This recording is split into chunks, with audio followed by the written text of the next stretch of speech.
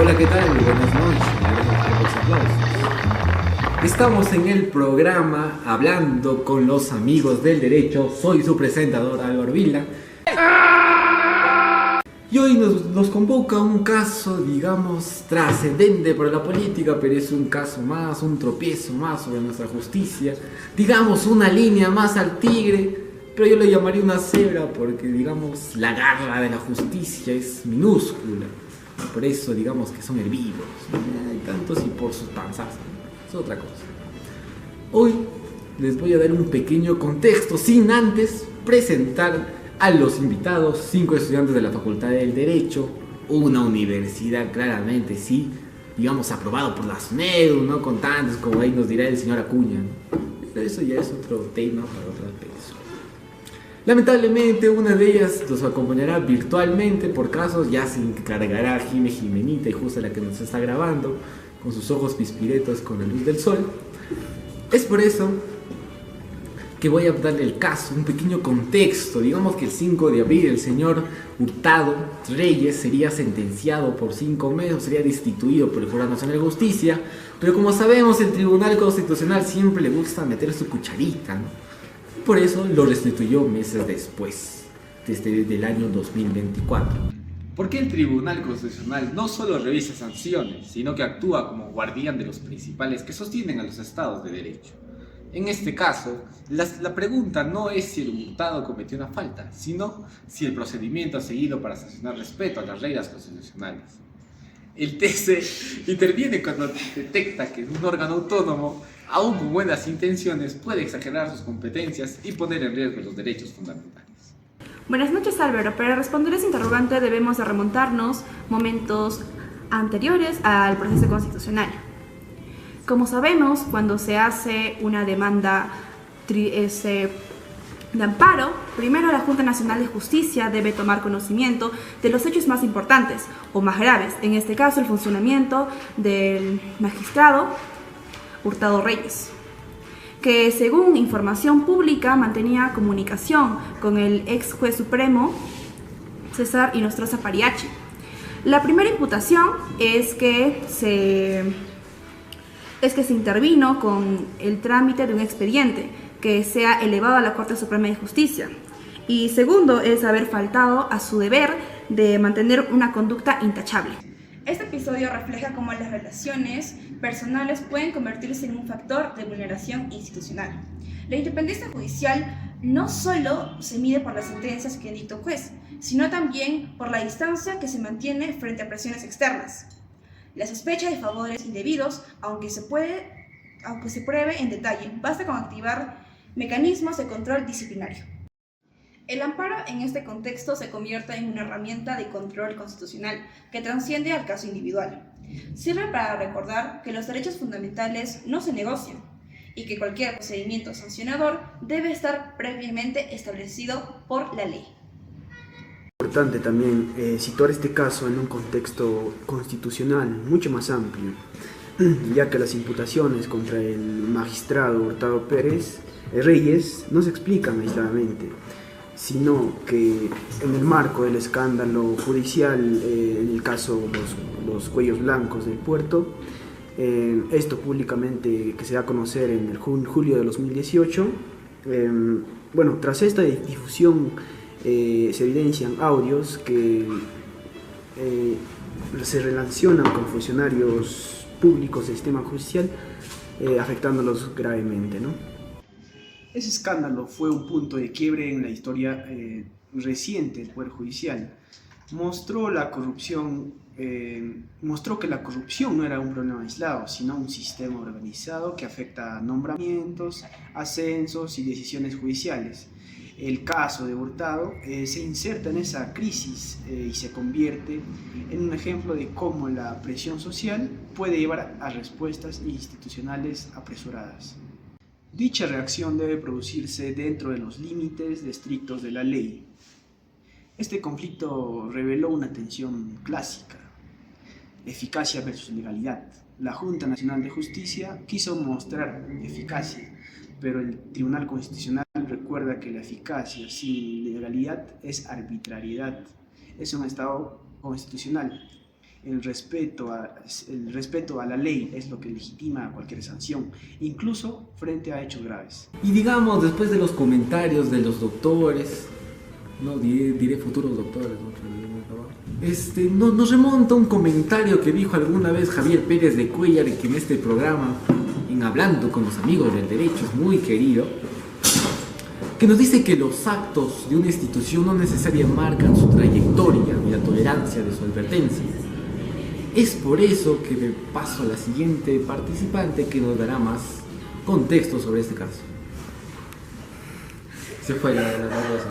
Así es, por lo que posteriormente la Junta Nacional de Justicia decidió actuar e iniciar un procedimiento disciplinario inmediato contra el magistrado. Y es aquí donde nace el problema constitucional, pues este procedimiento no se encuentra previsto en la ley orgánica de la JNJ, sino en su reglamento interno. Se aplica alegando gravedad y urgencia, pero prescindiendo del principio de legalidad. La figura de procedimiento inmediato buscaba dar una salida rápida a situaciones graves, pero no está previsto en la ley orgánica, genera un vacío legal. Este vacío es lo que convierte el caso en un problema constitucional. No se discute la falta, sino la legalidad del camino elegido para sancionarla. La lección es que la urgencia nunca puede sustituir a la norma. Kelsen nos menciona que en un Estado constitucional de derecho, ninguna potestad sancionadora puede aplicarse sin que haya una base legal primero. ¿A qué se refiere esto? Que el reglamento no puede aplicar procesos sancionadores sin que haya una ley que lo prescriba. Ahora, en este contexto, la Junta Nacional de Justicia lo que hizo fue una reacción institucional frente a una crisis de confianza en el Poder Judicial peruano. Y es aquí donde empieza la tensión constitucional, ya que la reacción que tomó la Junta Nacional de Justicia debió establecerse dentro del marco legal y no fuera de ello. Resultado del procedimiento disciplinario inmediato, la Junta Nacional de Justicia destituyó al magistrado Hurtado Reyes mediante la resolución número 029-2021, pleno JNJ, el 18 de mayo de 2021, emitida por el Pleno, fundamentando la sanción en la gravedad de los hechos y en la necesidad de una respuesta institucional rápida. Y digamos que, por lo antes mencionado por la señorita Yadelín, digamos que Hurtado, en este caso, digamos que se tomó todo en serio, digamos que se armó. ¿Qué nos dice usted? Así es, Álvaro. Aquí el caso se enciende y comienza la verdadera odisea jurídica. Posterior a su destitución, Hurtado interpone una demanda de amparo, alegando a que no se consideró el debido proceso. No considera infundado dicho proceso, sino es como el Estado decidió sancionarlo. Sin embargo, el Tribunal Constitucional, a través de su declaración, nos dice que sí se consideró y declara infundada esta demanda. Como nos dice, digamos, sus argumentos, se podría decir que no hay primera sin segunda, ni segunda sin tercera. ¿Qué nos dirá en otras partes el otro colega? Pero claro que estaba seguro Álvaro, y es por eso que el caso continúa. Hurtado apela y el caso es conocido por la Sala Superior Constitucional de la Corte Superior de Justicia de Lima, que mediante la resolución número 4 del 5 de marzo del 2024 corrobora la sentencia de la primera instancia y mantiene el proceso disciplinario. Pero en el derecho constitucional, como en la vida, siempre hay una última palabra. Las últimas palabras, como nos menciona acá nuestra compañera, tal vez sea el último programa porque vamos a un corte comercial, pero antes la última intervención de mi compañera.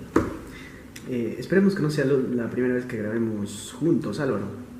Su naturalidad me sonroja, digamos que, como diría la juventud de hoy en antaño, me sentiría un Nichan y tantas las presentaciones. Vamos con el pausa. Fundamentado las sanciones de la gravedad de los hechos imputados, aquí aparece otro problema, la proporcionalidad. No basta con decir que los hechos son graves, la sanción debe estar motivada y ajustada a la conducta específica del magistrado. Si la sanción se impone solo para enviar un mensaje político o institucional, pierde su carácter jurídico y se convierte en un acto simbólico más que en una decisión disciplinaria válida.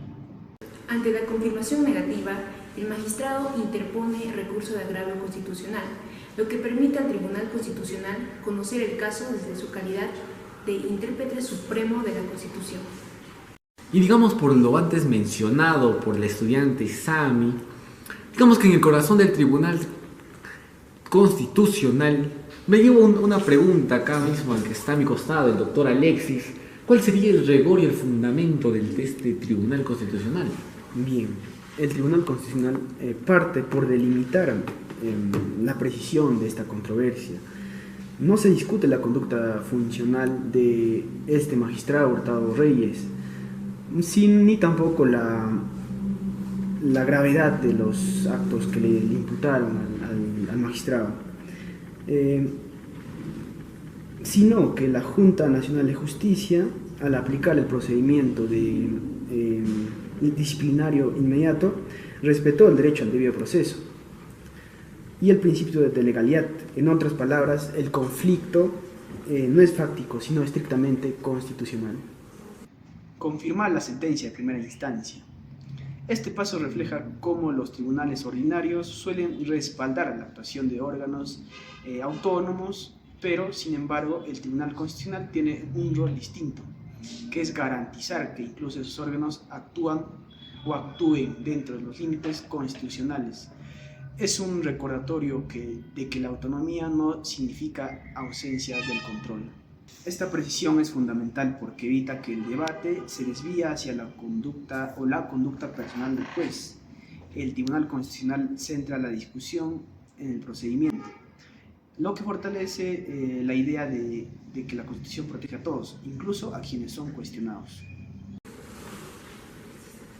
En este sentido, el tribunal analiza si el procedimiento disciplinario aplicado a Hurtado y por la Junta Nacional de Justicia tiene sustento en una norma de rango de ley. El Tribunal Constitucional advierte a que este fue planteado por la Ley Orgánica de la Junta Nacional de Justicia, lo cual es incompatible con el principio de jerarquía normativa consagrado en el artículo 51 de la Constitución. Asimismo, el tribunal enfatiza que el derecho al debido proceso, reconocido en el artículo 139, inciso 3 de la Constitución, no solo es exigible en el ámbito judicial, sino que también en los procedimientos administrativos sancionadores. Finalmente, el Tribunal Constitucional concluye con la aplicación de un procedimiento disciplinario inmediato, creando un procedimiento... De nuevo, no es más. 1, 2, 3. Ya. Finalmente, el Tribunal Constitucional concluye con la aplicación de un procedimiento disciplinario inmediato, por vía de reglamento y no por norma de ley, vulnerando el derecho al procedimiento preestablecido y el principio de legalidad sancionadora.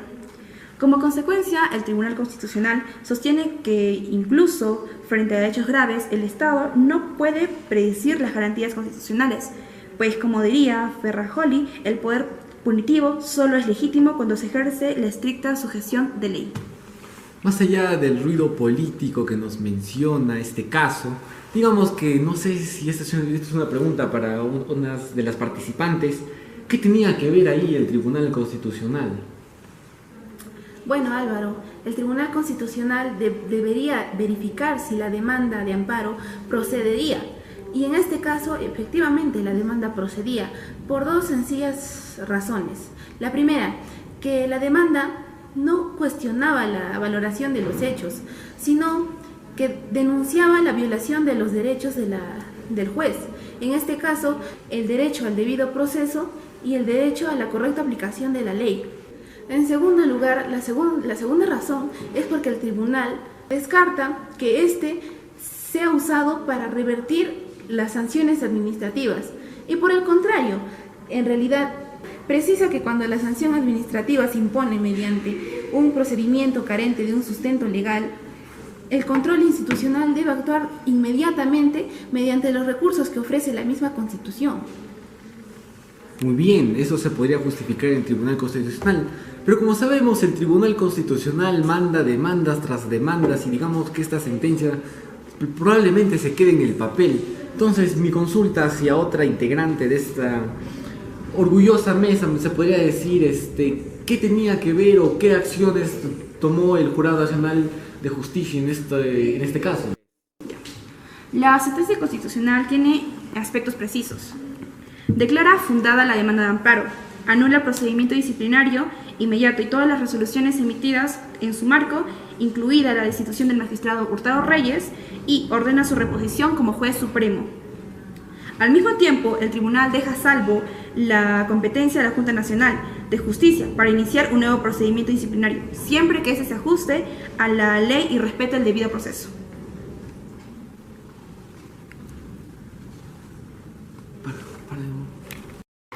Digamos que lo antes mencionado por las personas integrantes de esa mesa, digamos que el señor Pacheco Zerga tiene todo el fundamento para fomentar esta sentencia y alargarlo, ¿no? Pero claramente vamos de que tal vez cuando pase el Jurado Nacional de Justicia no puede ir a tantos matices. ¿Qué nos dice usted, señorita? No, ella no, ella. Así es, la magistrada subraya que la nulidad del procedimiento no implica la absolución o exoneración de la responsabilidad. Únicamente reconoce que la Junta Nacional de Justicia actuó sin un procedimiento previsto por la ley, afectando el debido proceso. Desde la perspectiva objetiva, el voto de la magistrada Pacheco Zerga cumple una función aclaratoria importante, porque evita que la sentencia sea interpretada como la defensa personal del magistrado Hurtado. Más bien, delimita el alcance del fallo y el equilibrio entre el control constitucional y la potestad disciplinaria. La intervención del TC convierte el caso en un precedente que trasciende el magistrado Hurtado. A partir de este fallo, cualquier sanción disciplinaria deberá ser revisada con mayor cuidado para asegurar que respete la legalidad y el debido proceso. El magistrado Domínguez Haro, en su voto singular, sostiene que la demanda de amparo debió resultar improcedente. Esto debido a que la Junta Nacional de Justicia sí posee la capacidad para la resolución de estos conflictos entre jueces y que el Tribunal Constitucional no debió meterse en una materia disciplinaria que no le corresponde. Ahora bien, el control constitucional se ve debilitado y corre el riesgo de verse como un recurso de revisión ante sanciones administrativas. Entonces la parte, según Domingos Haro, que usted menciona, y agarrando esa parte, él menciona de que no importa justicia rápida, pero aunque no sea justicia necesariamente, ¿qué nos dice usted? Por su parte, el magistrado Monteagudo Valdés, también con voto singular, comparte que la Junta Nacional de Justicia se ve debilitada por el Tribunal Constitucional. Es por ello que se debe de actuar con cautela. O sea, digamos, se podría decir que todos ven el problema, pero nadie quiere actuar. ¿Qué pena me da el Perú necesariamente?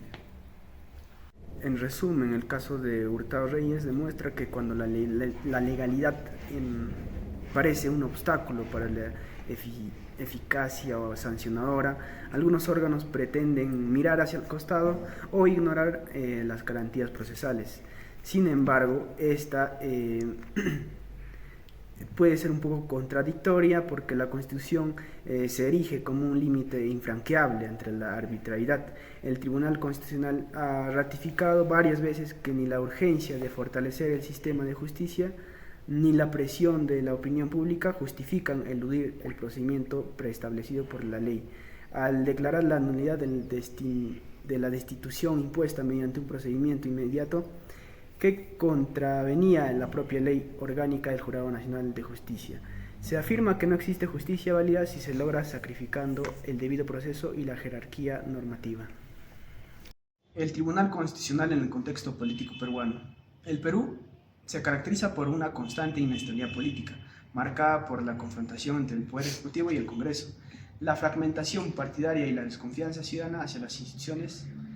En este escenario, el Tribunal Constitucional ha sido llamado repetidamente a intervenir como árbitro en conflictos de alta intensidad política. Uno de los episodios más significativos fue la crisis política de 2019, cuando el Ejecutivo dispuso la disolución del Congreso. El Tribunal Constitucional tuvo que pronunciarse sobre la constitucionalidad de esta medida, enfrentando una enorme presión política y mediática. Más allá de las posiciones ideológicas, este caso evidencia cómo el TC se convierte en una pieza clave para resolver disputas que amenazan la estabilidad democrática. Otro ejemplo importante es la intervención de la figura de la vacancia presidencial por incapacidad moral. permanente. El uso reiterado y controversial de esta causal ha generado una profunda crisis institucional. El TC ha sido llamado a delimitar el alcance de este concepto, destacando la necesidad de evitar interpretaciones arbitrarias que desnaturalicen el sistema presidencial y vulneren la voluntad popular expresada en las urnas. En toda sociedad que aspira al orden y la justicia existe un espacio donde la palabra adquiere peso. El silencio exige verdad y la decisión marca destinos. Este espacio es un suelo físico ni meramente institucional. Es un símbolo de la autoridad que nace en el derecho y la responsabilidad que impone juzgar. Allí, los conflictos dejan de ser individuales para convertirse en asuntos de intereses colectivos y la razón se levanta como único cambio frente a la arbitrariedad. Comprende este escenario es comprender el fundamento mismo de la justicia y el papel que sostiene el equilibrio de la sociedad. El Tribunal Constitucional representa uno de los pilares fundamentales del Estado constitucional de derecho.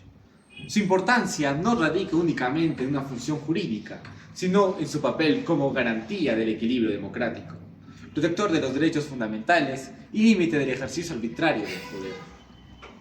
En sociedades con instituciones frágiles y crisis políticas recurrentes como es el Perú, el Tribunal Constitucional adquiere una relevancia aún mayor, convirtiéndose muchas veces en el último bastión de la defensa del orden constitucional. La exigencia del Tribunal Constitucional responde a la necesidad de asegurar que las constitucionales no es un simple documento declarativo.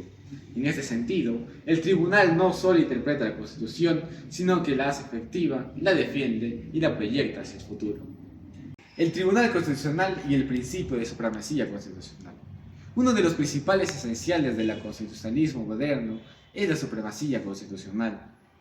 Esto significa que todas las normas, decisiones y actos del Estado deben adjudicarse a lo que establece la Constitución.